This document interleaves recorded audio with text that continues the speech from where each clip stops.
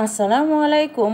শুটকির একটা দুর্দান্ত রেসিপি নিয়ে হাজির হয়ে গেলাম। এরকম একটা শুটকির রেসিপি যদি থাকে তাহলে কিন্তু এক প্লেট ভাত অনায়াসেই কিন্তু খাওয়া হয়ে যাবে।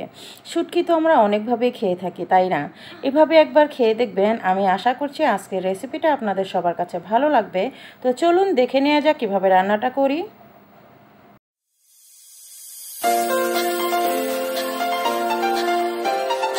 একটা ফ্রাই প্যান দিয়ে দিলাম আর দিয়ে দিচ্ছি এখানে সয়াবিন তেল।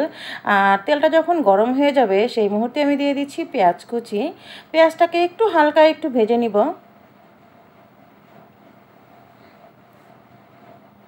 পেঁয়াজটা যখন হালকা একটু ভাজা হয়ে যাবে তো সেই মুহূর্তে আমি এখানে দিয়ে দিব 2 থেকে 3টা চাপা শুটকি।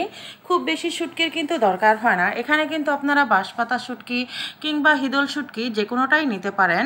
তো চাপা শুটকিটা দিয়ে পেঁয়াজের সাথে একটু হালকা ভেজে নিলাম, এর ফলে খুব সুন্দর একটা ঘ্রাণ বের হবে। দিয়ে দিচ্ছি স্বাদ মতো লবণ আর দিচ্ছি এখানে রসুন বাটা 1 টেবিল চামচ পরিমাণ। রসুন বাটাটা একটু বেশি হলেই ভালো লাগে শুটকি রান্নাতে। একটু পানি দিয়ে দিলাম কারণ গুঁড়ো মশলা ব্যবহার করব। এখানে দিয়ে দিচ্ছি আমি 1 টিস্পুন হলুদের গুঁড়ো। আর আমি এখানে লাল মরিচের গুঁড়োটা দিচ্ছি আমি 2 টেবিল চামচ পরিমাণ, কারণ শুটকি রান্নাতে ঝালটা বেশি হলে কিন্তু খেতে ভালোই লাগে, তাই না? একটু নেড়ে চেড়ে ভালো করে কষিয়ে নিব।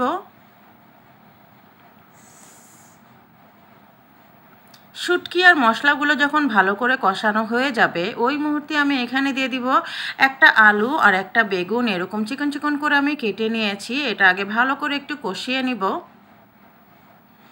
আলু আর বেগুনটা কিন্তু ভালো মতো কষানো হয়ে গিয়েছে। আর এখন আমি শাক ব্যবহার করব। এখানে কিন্তু আপনারা যে কোনো শাকটা দিতে পারেন, কিন্তু আজকে আমি আমার ছাদ বাগানের যে মিষ্টি আলু শাক আর কলমি শাক, দুটো শাকই আমি অল্প করে ভালো করে কেটে ধুয়ে বেছে পানি পরিষ্কার করে তারপর আমি এখানে দিলাম। আপনারা বাজার থেকে শুধু কলমি শাকটা দিয়েও করতে পারেন। আর যাদের ছাদ বাগানে এরকম টুকিটাকি শাক আছে তো সব পাঁচমিশালু শাকও কিন্তু আপনারা দিতে পারেন। এইভাবে কিন্তু শুটকির রেসিপিটা খেতে খুব ভালো লাগে। এখন আমি সবগুলো ভালো করে নেড়েচেড়ে নিব।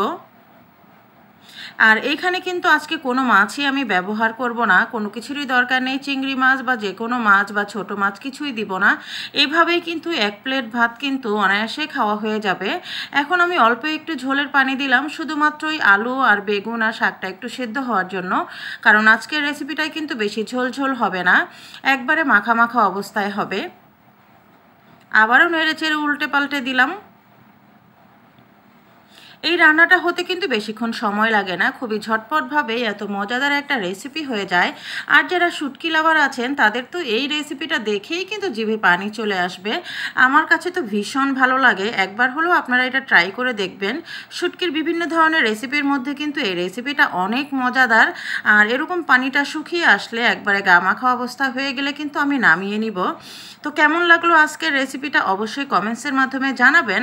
আর যারা আমার ফেসবুক পেজ থেকে দেখছেন তারা চাইলেই কিন্তু আমার পেজটাকে ফলো করে দিতে পারেন। আর যারা আমার ইউটিউব চ্যানেল থেকে দেখছেন তারা চাইলেই আমার ইউটিউব চ্যানেলটাকে সাবস্ক্রাইব করে আমার পাশে থাকতে পারেন।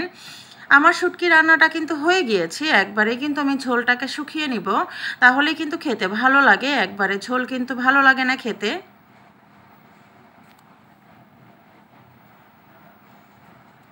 দেখলেন তো, খুবই ঝটপটভাবে ঘরে যা থাকে তাই দিয়ে কিন্তু খুবই সুন্দর করে এই রেসিপিটা তৈরি করে ফেলা যায়। আর খেতে কিন্তু খুবই মজাদার।